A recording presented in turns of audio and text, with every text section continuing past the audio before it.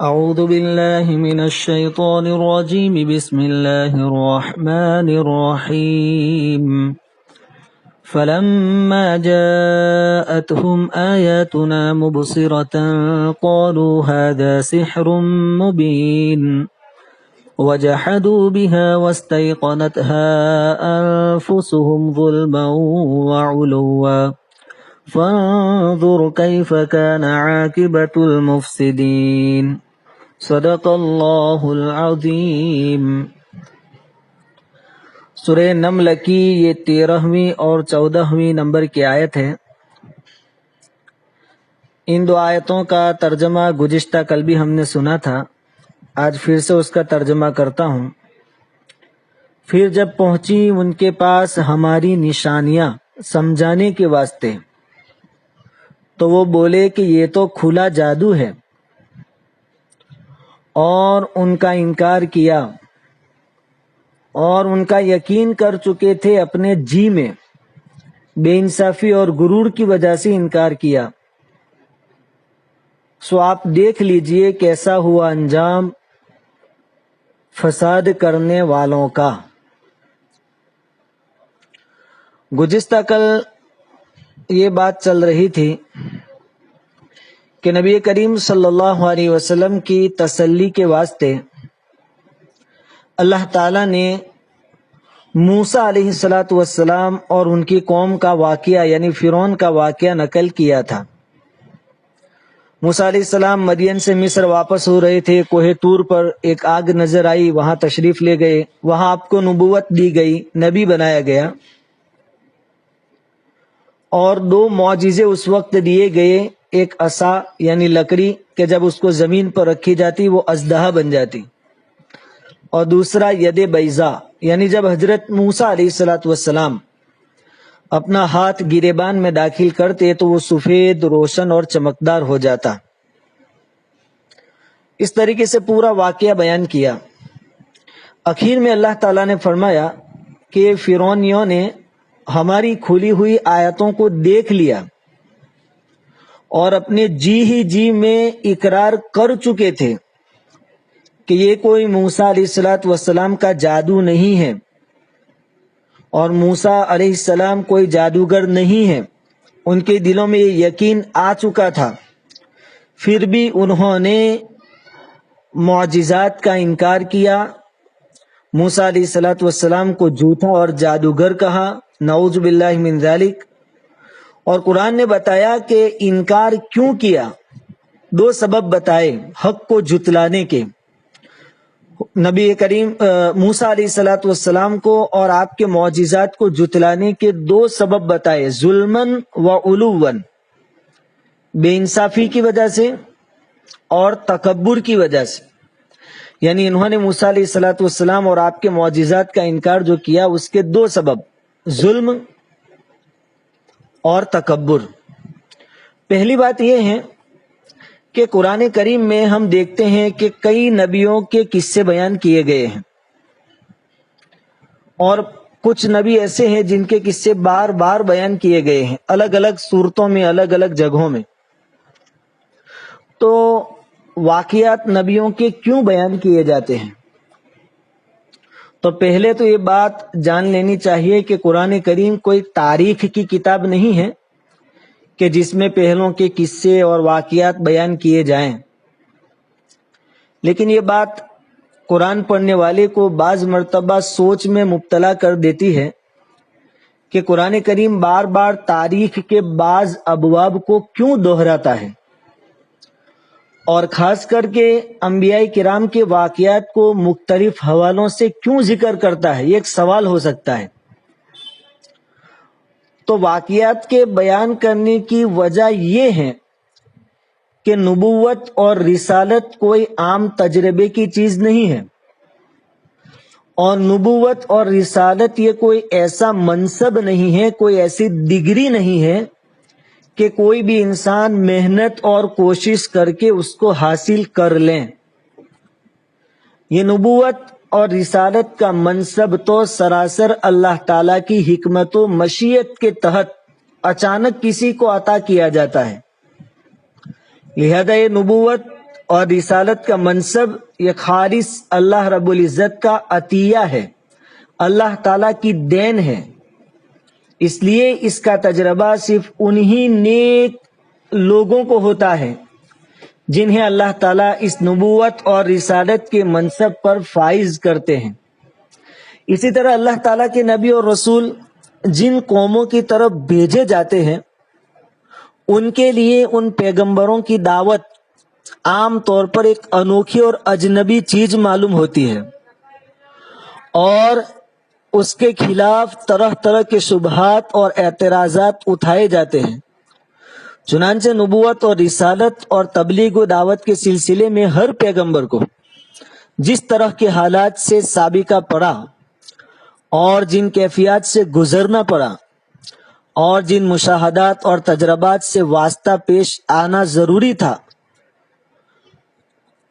کہ ہر مناسب موقع پر انبیاء کرام اور رسولان اعظام کے انہی تجربات اور مشاہدات کو آپ صلی اللہ علیہ وسلم پر نازل کیا جاتا تاکہ آپ صلی اللہ علیہ وسلم ان حالات کی روشنی میں اپنے لیے طمانینت اور سکینت کا سامان پاتے، اور مزید یہ کہ ان حالات کی روشنی میں آپ اپنے لیے حکمت کے وہ راستے تلاش کر سکتے جس پر اگلے انبیاء کو چلنے کا حکم دیا گیا تھا۔ یعنی یہ واقعات اس لیے بیان کیے جاتے ہیں کہ کس پوزیشن میں کون سی حکمت عملی اختیار کرنی ہے اس کا آئیڈیا نبی کریم صلی اللہ علیہ وسلم کو آ جاوے۔ اور دوسرا مقصد واقعات بیان کرنے کے لیے یہ تھا کہ اگلی امتوں کے احوال کی روشنی میں کہ اگلی امتوں نے اپنے اپنے نبیوں کی مخالفت کی، انکار کیا، پھر ان پر عذاب آئے، اللہ تعالیٰ نے ان کو ہلاک کر دیا، ان احوال کی روشنی میں حضور صلی اللہ علیہ وسلم کے جو مخالفین تھے یعنی مشرکین مکہ، اگر وہ چاہتے تو اپنے لیے بہت کچھ روشنی کا سامان تلاش کر سکتے تھے۔ یعنی مشرکین مکہ بھی ان واقعات کو سامنے رکھ کر اپنے انجام کے بارے میں سوچ سکتے تھے کہ جب اگلی امتوں نے اپنے اپنے نبیوں اور رسولوں کا انکار کیا، ان کی باتوں کو نہیں مانا، تو اللہ تعالیٰ نے ان کو تباہ و برباد کر دیا۔ اگر ہم بھی اپنے نبی کے ساتھ وہی رویہ اختیار کریں گے، وہی طریقہ اختیار کریں گے جو اگلوں نے کیا تھا، تو جیسے اگلی قومیں ہلاک کر دی گئی، ہمارا انجام بھی وہی ہوگا۔ یہ سبق ہے۔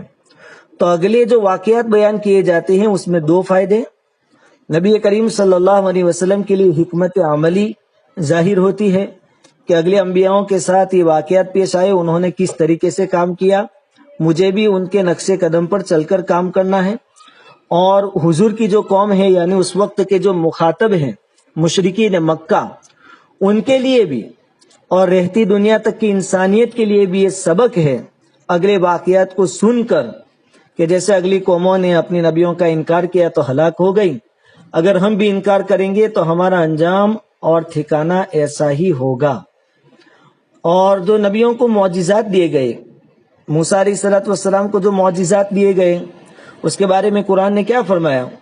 فَلَمَّا جَاءَتْهُمْ آيَاتُنَا مُبْصِرَةً، جب ان کے پاس ہماری کھلی ہوئی نشانیاں آئی، آنکھیں کھول دینے والی نشانیاں آئی، قَالُوا هَذَا سِحْرٌ مُبِينٌ، تو اتنی واضح اور صاف نشانیوں کو دیکھنے کے بعد بھی وہ لوگ یوں کہنے لگے کہ یہ تو کھلا ہوا جادو ہے۔ لیکن اس سے ایک بات معلوم ہوئی مبصرتن کے لفظ سے کہ پیغمبروں کو جو معجزات دیے جاتے ہیں وہ یقیناً آنکھیں کھول دینے والے ہوتے ہیں۔ دوسرے انبیاء کرام کی طرح حضرت موسیٰ علیہ السلام جب معجزات لے کر فرعون اور اپنی قوم کے پاس آئے تو ان کا معجزہ ہونا قوم سے پوشیدہ نہیں رہا۔ اندھوں نے بھی جان لیا کہ ایسی نشانیاں دکھانا انسان کے بس کی بات نہیں ہے، اور سب نے دل سے یقین کر لیا کہ واقعتاً موسیٰ علیہ السلام اللہ کے پیغمبر ہیں، کوئی جادوگر نہیں ہے۔ لیکن جن لوگوں کو ایمان نہیں لانا تھا ان کی زبانیں تو خاموش ہو گئیں، لیکن بجائے ایمان لانے کے انہوں نے ان نشانیوں کو کھلا ہوا جادو قرار دیا۔ یہاں تک کہ ملک بھر کے جادوگروں نے بھی جب حضرت موسیٰ علیہ الصلوۃ والسلام پر ایمان لا کر آپ کے سچے ہونے کا اعتراف کر لیا، تب بھی انکار کرنے والے آپ کے معجزات کو جادوگری ہی کہتے رہے۔ اس سے معلوم ہوتا ہے کہ جو لوگ تعصب کی بیماری میں مبتلا ہوتے ہیں اور مفادات کی زنجیروں میں جو گرفتار ہوتے ہیں، وہ لوگ عقل سے محروم تو ہوتے ہی ہیں، بلکہ اپنے دل کی آواز سننے سے بھی محروم ہو جاتے ہیں۔ یہی وہ بیماری ہے، یعنی تعصب اور مفادات پرستی، جس میں قریش اور دوسرے اہل مکہ مبتلا تھے۔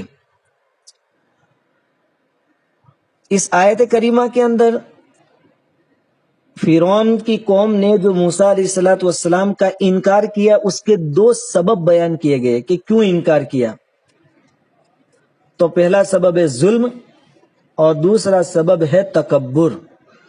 فرعون، آل فرعون اور دوسرے اہل مصر کے سامنے ملک بھر کے جادوگروں سے حضرت موسیٰ علیہ الصلوۃ والسلام کا مقابلہ ہوا، اور سب دیکھنے والوں کے سامنے مصر کے جادوگروں نے اعلان کیا تھا کہ یہ جادو نہیں ہے بلکہ یہ معجزہ ہے، اور ہم اس سچائی کے سامنے اپنا سر جھکاتے ہیں اور ہم ایمان لے آتے ہیں۔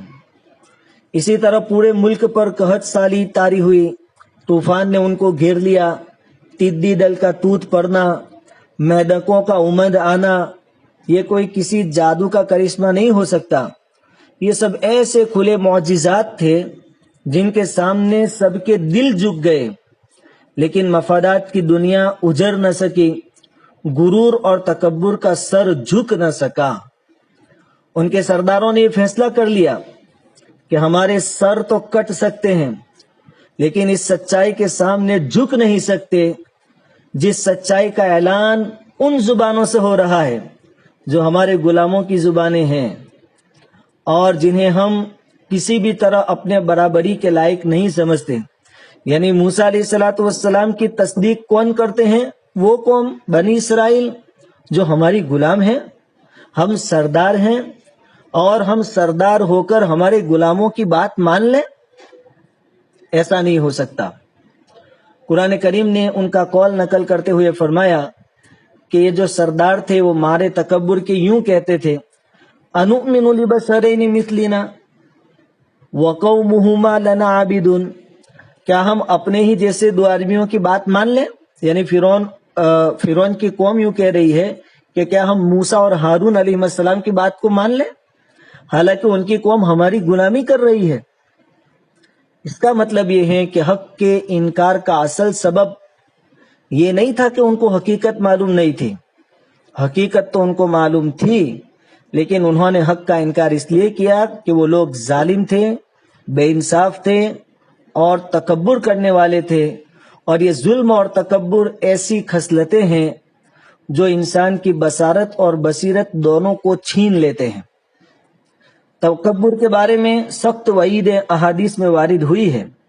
بخاری شریف کی ایک روایت ہے، عن ابی ہریرہ رضی اللہ تعالی عنہ ان رسول اللہ صلی اللہ علیہ وسلم قال لا ينظر اللہ یوم القیامۃ الی من جر ازارہ بطرا، بخاری شریف کی روایت ہے۔ اسی طرح حضور صلی اللہ علیہ وسلم سے روایت کی جاتی ہے کہ آپ صلی اللہ علیہ وسلم نے فرمایا کہ کیا میں تم کو جنت والے نہ بتاؤں؟ جنت والے وہ ضعیف، کمزور اور مسکین ہیں جو اللہ کی قسم کسی بات پر کھاتے ہیں تو اللہ تعالیٰ اس کو ضرور پورا کر دیتا ہے۔ پھر آگے فرمایا کہ کیا میں تمہیں دوزخ والے نہ بتاؤں؟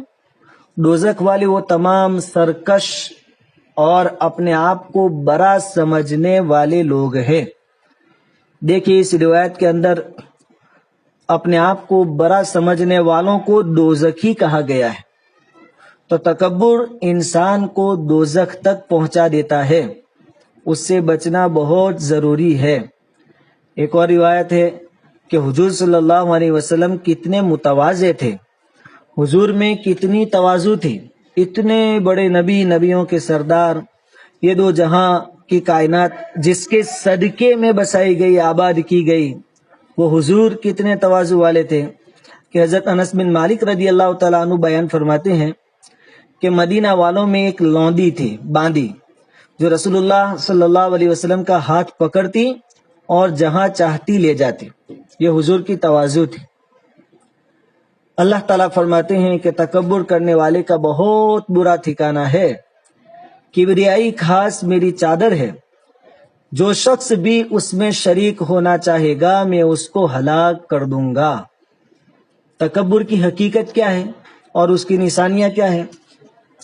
نبی کریم صلی اللہ علیہ وسلم فرماتے ہیں کہ جس کے دل میں رائی کے دانے کے برابر بھی تکبر ہوگا وہ جنت میں نہیں جائے گا۔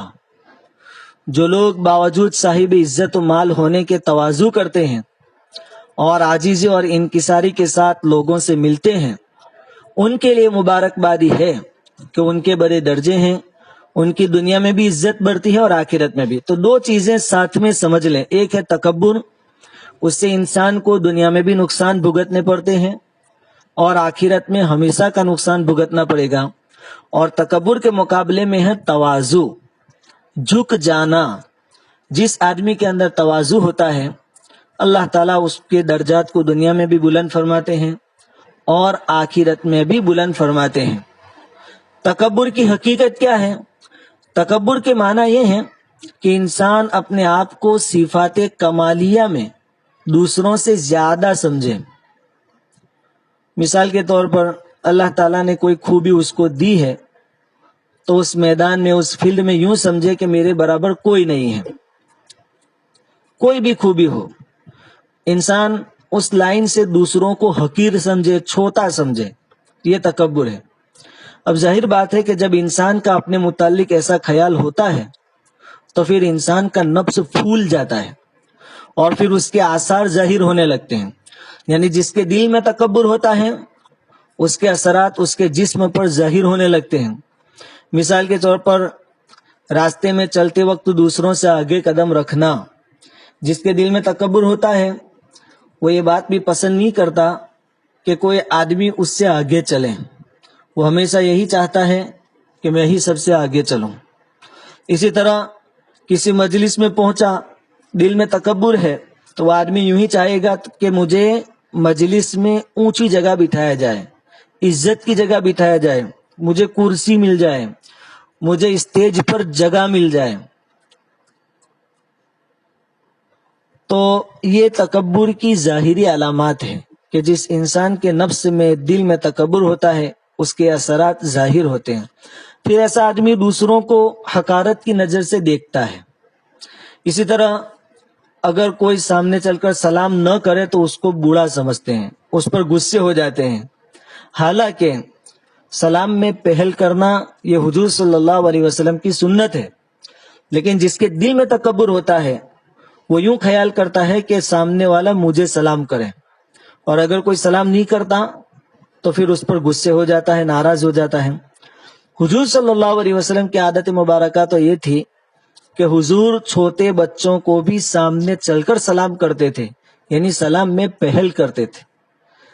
اسی طرح جس کے دل میں تکبر ہوتا ہے کسی موقع پر اگر کوئی اس کی تعظیم نہ کرے تو وہ ناراض ہو جاتا ہے۔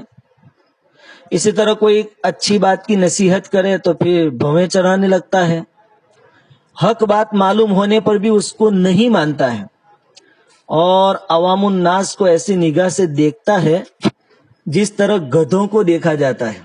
یہ تکبر کے اثرات ہیں جو انسان کے جسم میں ظاہر ہوتے ہیں۔ چونکہ تکبر بڑی بڑی خباثتوں کا مجموعہ ہے، اس لیے تکبر جہنم کا پورا ذخیرہ ہے۔ تکبر کرنے والا آدمی جہنم میں جائے گا۔ پہلی چیز تو ہے کبریائی، کہ دیکھیے کبریائی اللہ تعالیٰ کے لیے خاص ہے اور اللہ تعالیٰ کی ذات ہی کے لیے زیبا ہے۔ انسان تو بیچارہ ضعیف ہے، کمزور ہے، وہ کبریائی کیسے کر سکتا ہے، تکبر کیسے کر سکتا ہے؟ انسان کے پاس تو دوسروں کا تو دور، خود کا، اپنے نفس کا بھی اختیار نہیں ہے۔ جب اس کی حالت یہ ہے تو پھر وہ انسان تکبر کیسے کر سکتا ہے؟ ہمارے استاد محترم درس میں یوں فرمایا کرتے تھے کہ انسان کیسے تکبر کر سکتا ہے. جب آدمی بیت الخلا میں جاوے اس وقت تو سوچے کہ میں کتنا کمزور آدمی ہوں، کتنا کمزور اور بے بس انسان ہوں کہ اچھی سے اچھی مجلس لگی ہو اس کو چھوڑ کر بھی بیت الخلا بھاگنا پڑتا ہے، اور میرے پیٹ میں اتنی ساری گندگی ہوتی ہے. انسان غور و فکر کرے تو تکبر کا کیڑا اس کے دماغ سے نکل سکتا ہے. دوسری بات کہ تکبر کے سبب حق بات کے انکار کی نوبت آتی ہے کہ آدمی جب تکبر پر اتر آتا ہے، جب آدمی میں تکبر پیدا ہو جاتا ہے تو آدمی دیدہ و دانشتہ جان بوجھ کر یہ جانتے ہوئے کہ یہ بات سچ ہے پھر بھی اس کا انکار کرتا ہے، اور ایسا کرنے سے دینی سعادت کا دروازہ بند ہو جاتا ہے، اور متکبر اللہ کی مخلوق کو بنظر حقارت دیکھنے لگتا ہے، اور یہ بات اللہ تعالیٰ کو بہت ناگوار گزرتی ہے. اس لیے میرے بھائیوں، کسی معمولی نیکی کو معمولی نہ سمجھو اور کسی گناہ کو معمولی اور حقیر بھی نہ سمجھو. کان لگا کر یہ بات سنو. ایک بزرگ کی نصیحت ہے کہ اللہ تعالیٰ نے اپنی رضامندی کو اپنی اطاعت میں چھپا رکھا ہے، یعنی جو اللہ کی اطاعت کرے گا اللہ راضی ہوگا، رضامندی نصیب ہوگی. لہذا کسی عبادت کو کتنی ہی چھوٹی کیوں نہ ہو حقیر نہ سمجھو.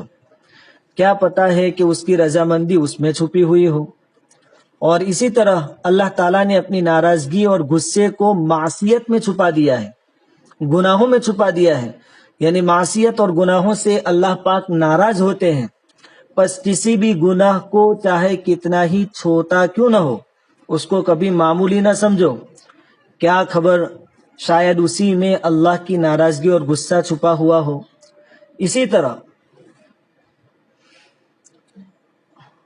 تکبر نفس کا جو تکبر ہوتا ہے یہ کوئی اچھی صفت نہیں ہے، اور یہ خود تو اچھی صفت نہیں ہے، کوئی اچھی صفت بندے کے اندر پیدا ہونے بھی نہیں دیتا ہے. تکبر کرنے والا شخص تواضع سے محروم رہتا ہے، تواضع اس میں نہیں آ سکتی. تکبر کرنے والا شخص حسد اور غصے کو دور کرنے پر قدرت نہیں رکھتا ہے. ریاکاری کا چھوڑنا اور نرمی کا برتاؤ کرنا تکبر کرنے والے شخص کے لیے مشکل ہو جاتا ہے. کسی مسلمان بھائی کی خیرخواہی اس سے نہیں ہو سکتی. غرض اپنی عظمت اور بڑائی کے غرور میں مست یہ آدمی نفس امارہ کی جال میں بالکل پھنس جاتا ہے، اور ساتھ ساتھ اپنی دنیا اور آخرت دونوں کو خراب کر دیتا ہے. تو یہ جو فرعون اور فرعونی ہلاک کیے گئے، موسیٰ علیہ السلام کی قوم جو تھی جنہوں نے مخالفت کی، جو ہلاک کیے گئے، ان کی ہلاکت کا اصل سبب تکبر تھا اور ظلم تھا، بے انصافی تھی. اس لیے میرے بھائیو، آج کے سبق میں سب سے بڑا سبق ہمارے لیے یہ ہے کہ ہم اپنے آپ کو تکبر سے بچائیں، تعصب سے بچائیں، اپنے اندر تواضع پیدا کریں. رمضان المبارک کا مہینہ چل رہا ہے، یہ تربیت کا مہینہ ہے.